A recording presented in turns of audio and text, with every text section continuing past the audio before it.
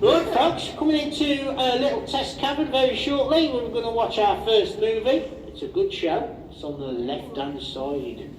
So folks on the right won't see it because I'm facing the wrong way. But in saying that, when the boat comes in the cavern and it stops in there and the show comes on, you good people on the right can stand up and turn around. It's a good show. It's well worth seeing. Little test cavern is named after the foreman that used to run it. It's a very nice little cavern. It's where we have Santa's grotto at Christmas time. Yes, this is where you get your presents if you've been good. So the lights will go out, the show will come on, and do enjoy it when it does. Here we go. Enjoy the show, folks.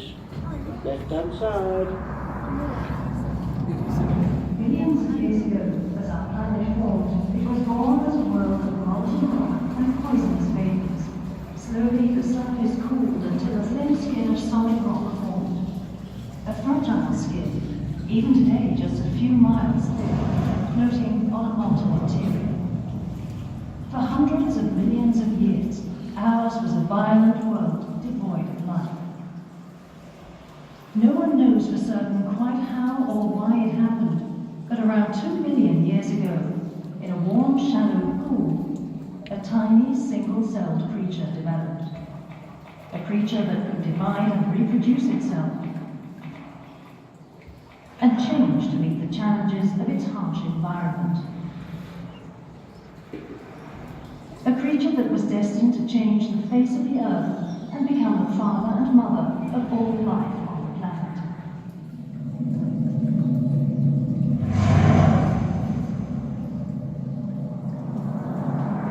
Millions of years later, the Dudley area was a shallow tropical sea, and from that single-celled creature had evolved a wide variety of life forms.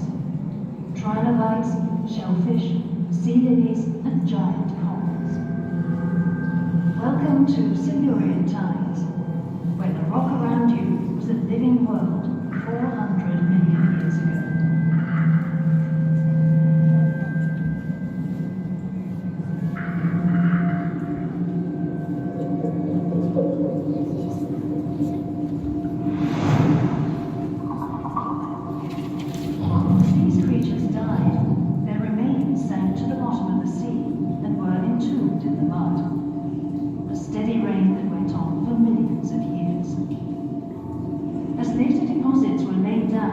This mud was eventually compressed to form rock, still bearing the imprints of those creatures that lived and died millions of years before.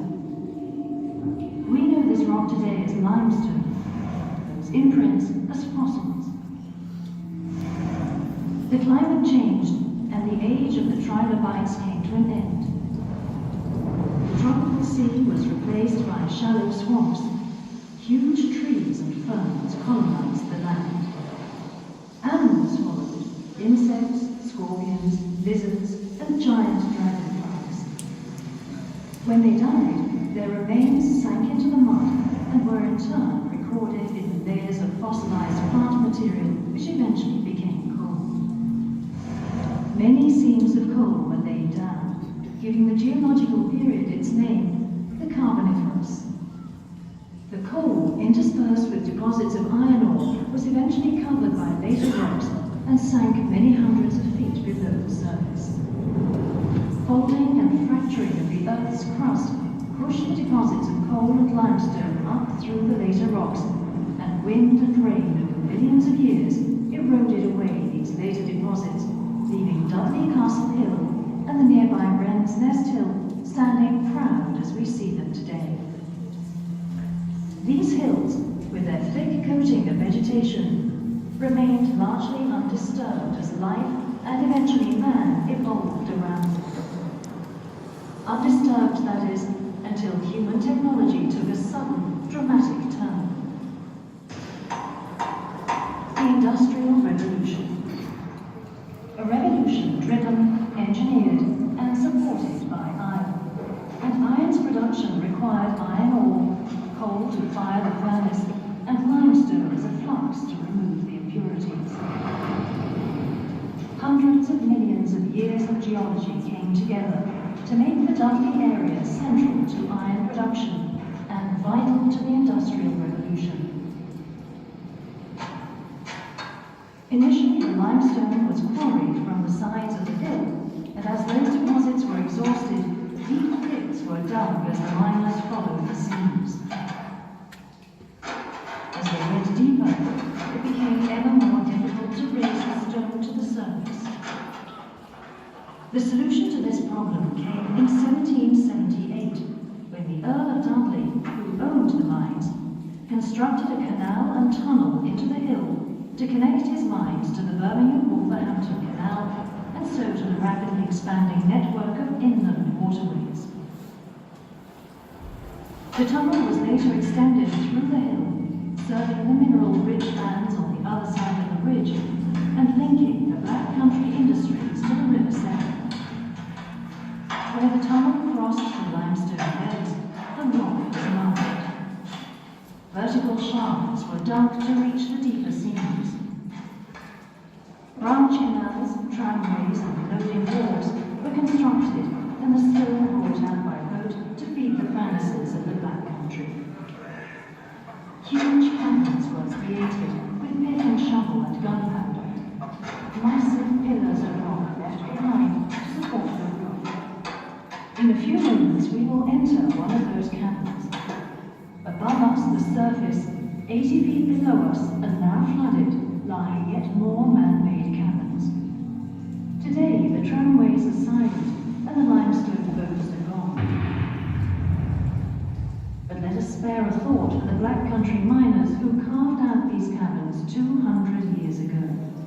Danger was their constant companion, and not all returned alive to the surface. Okay folks, there you go, it's the end of the show. Gives you an insight to the conditions the miners worked in, and the names of a few of the miners coming up at the end of the show reminds us of the dangers they faced.